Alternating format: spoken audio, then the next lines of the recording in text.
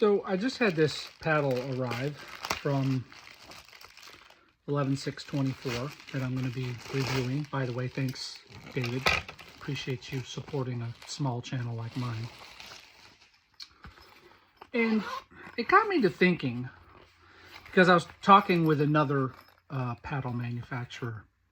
What is the purpose of this? And what does this mean for most pickleball players like you and me that are never going to play in a professional tournament?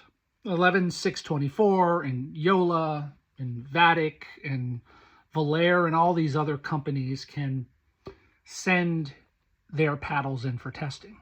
But once the testing is done and it goes to manufacturing, how do we know that these paddles are still meeting those specifications, right?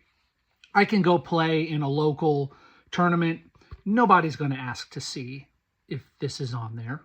Nobody has asked in the tournaments that I've been to.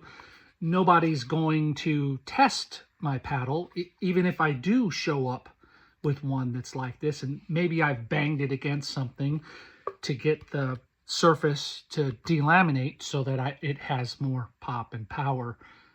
Nobody's testing for that.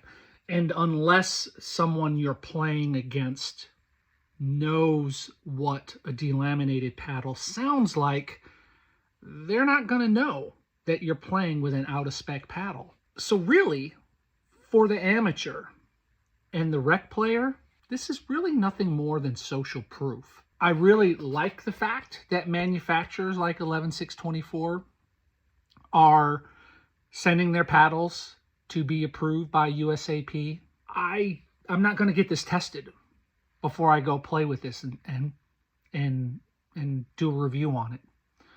The dozens of other paddles that I've reviewed, I have no way of knowing if that paddle is in spec.